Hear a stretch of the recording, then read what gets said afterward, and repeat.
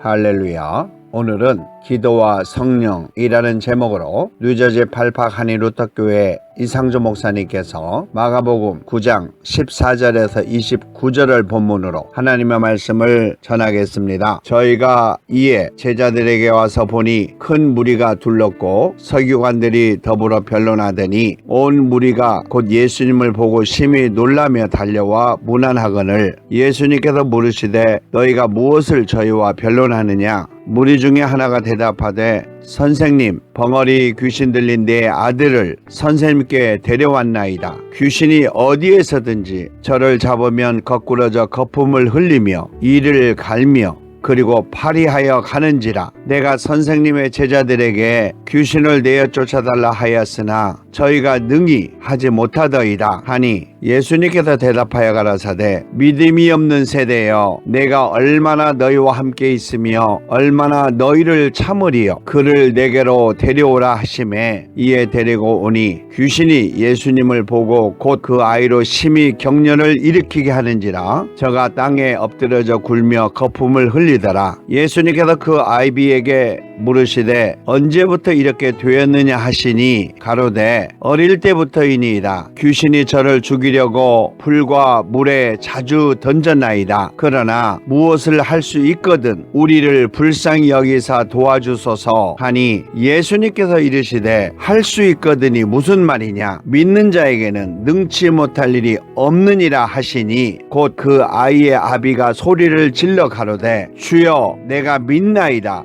나의 믿음 없는 것을 도와주소서 하더라. 예수님께서 무리에 달려 모이는 것을 보시고 그 더러운 귀신을 꾸짖어 가라사대 벙어리 되고 귀먹은 귀신아, 내가 네게 명하노니 이 아이에게서 나오고 다시는 들어가지 말라 하시매 귀신이 소리를 지르며 아이로 심히 경련을 일으키게 하고 나가니 그 아이가 죽은 것 같이 되어 많은 사람이 말하기를 죽었다 하나 예수님께서 그 아이의 손을 잡아 일으키시니 이에 일어서니라. 예수님께서 집에 들어가시매 제자들이 종용이 묻자오되 우리는 어찌하여 능히 그 귀신을 쫓아내지 못하였나이까 하니 예수님께서 이르시되 기도 외에는 다른 것으로는 이런 유가 나갈 수 없느니라 하시니라. 아멘. 오늘 본문의 내용이 있기 전에 우리 예수님께서는 제자 셋을 데리시고 높은 산에 올라가셔서 예수님의 본 모습을 보여주시며 십자가의 구속을 이루기 위하여 부활하실 때까지 예수님의 본 모습을 증거하지 말라고 당부하셨습니다. 예수님께서 제자들과 함께 산에 내려오실 때에 산 아래 기다리고 있던 제자들과 서기관들과 무리들이 변론이 일어나고 있었던 것을 발견하게 되었습니다. 그 내용은 귀신 들린 아들을 데리고 온 사람 때문이었습니다. 그는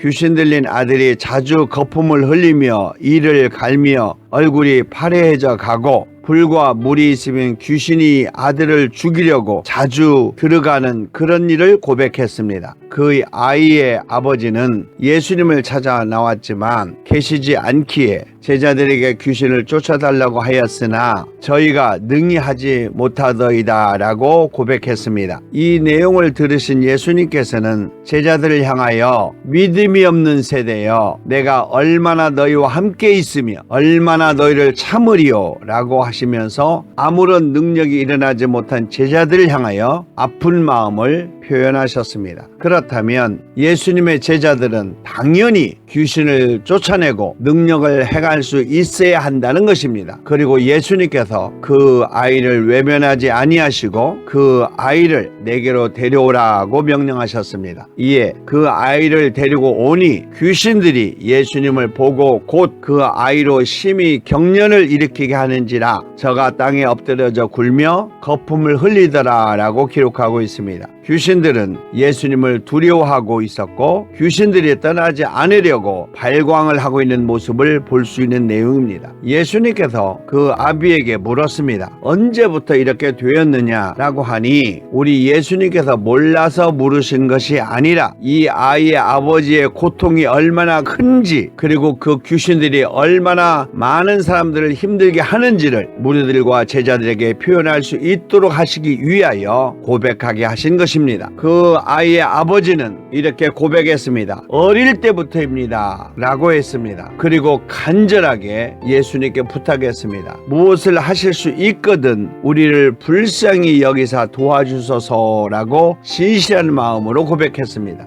이곳에서 우리를 불쌍히 여기사라는 표현에서 그 귀신 들린 아이뿐만이 아니라 아버지까지 그리고 함께 있는 온 가족들까지도 큰 어려움을 당하고 있다는 것을 말하고 있는 내용입니다. 그때에 우리 예수님께서는 믿음을 강조하셨습니다. 할 수 있거든이 무슨 말이냐?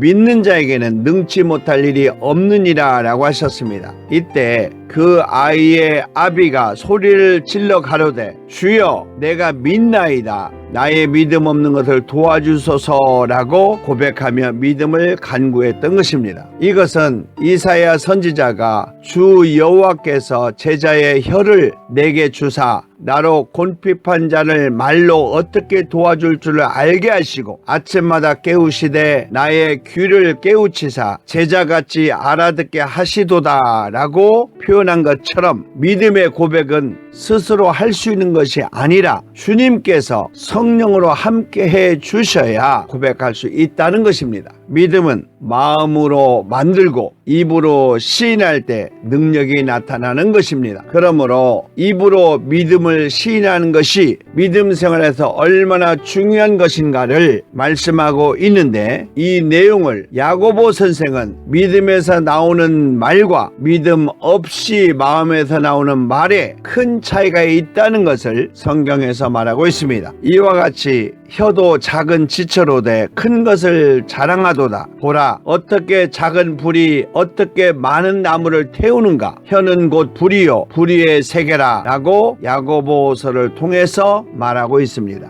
즉 하나님이 함께 하시는 예수님의 말과 하나님이 없는 바리새인의 말이 다른 것을 알 수 있다는 것입니다. 즉 하나님과 함께하는 마음에서 나오는 믿음의 고백이 곧 능력이 되는 것입니다. 본문에서 우리 예수님께서는 믿음을 끌어내기 위하여 제자들과 무리들 앞에서 이 아이의 아버지와 대화를 나누신 것입니다. 그때의 수많은 무리들이 주위에서 달려 모이는 것을 보셨습니다. 그리고 그 더러운 귀신을 꾸짖으시며 벙어리 되고 귀먹은 귀신아 내가 내게 명하노니 그 아이에게서 나오고 다시는 들어가지 말라라고 명령하셨습니다. 귀신은 꾸짖어야 할 존재이지 대우해야 하는 존재가 아닌 것을 분명하게 하신 것입니다. 이 내용은 우리 예수님께서 제자들과 따르는 무리들에게 가르치고자 하는 내용이 있어서 그렇습니다. 그렇게 명령하니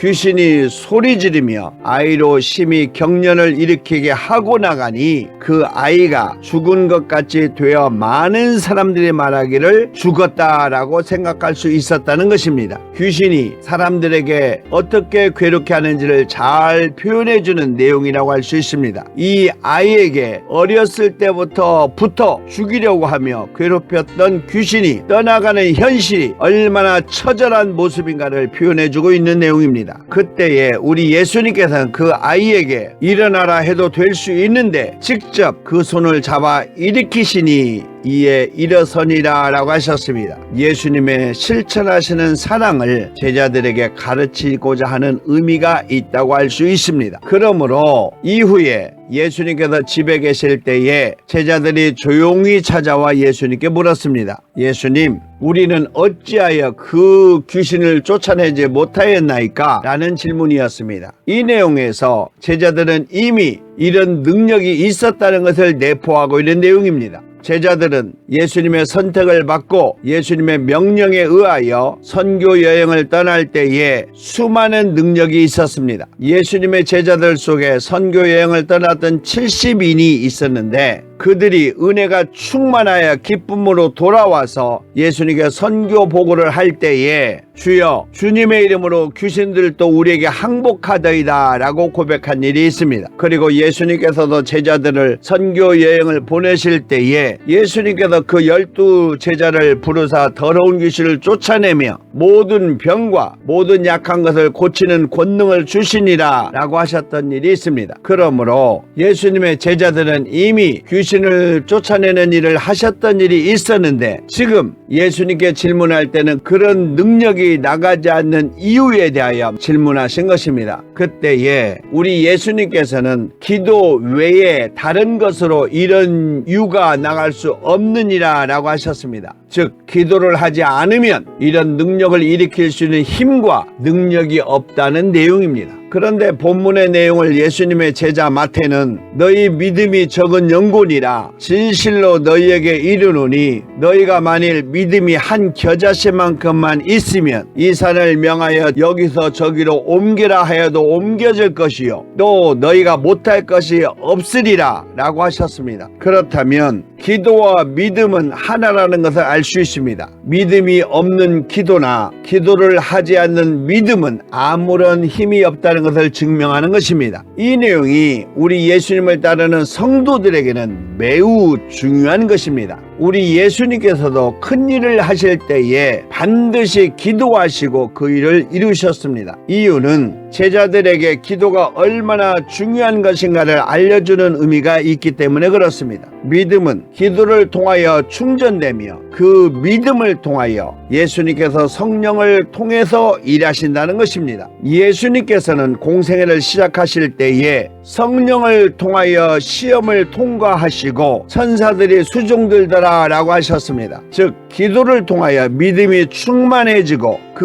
믿음을 통하여 성령이 역사하신다는 것입니다. 예수님의 이적과 기적과 권능은 성령이 함께 하신 것이라는 것을 알고 믿어야 합니다. 즉 예수님과 아버지 그리고 성령은 모든 역할에서 함께 일하신다는 것입니다. 그러므로 기도를 통하여 예수님에 대한 믿음을 키우고 성령을 통하여 역사하며 아버지 하나님께 영광을 돌리는 것이 예수님의 제자와 예수님을 따르는 성도들의 사역과 삶이 되어야 한다는 것입니다. 예수님의 모든 사역이 성삼위 하나님의 사역이라는 것을 믿으면 기도를 통하여 믿음이 생기고 그 믿음을 통하여 성령이 역사함으로 하나님의 뜻이 이루어진다는 것입니다. 오늘 본문을 통하여 우리 예수님께서 우리에게 하시고자 하시는 내용을 생각해 보기를 원합니다. 먼저 무엇이든지 예수님께 나와야 해결할 수 있다는 것입니다.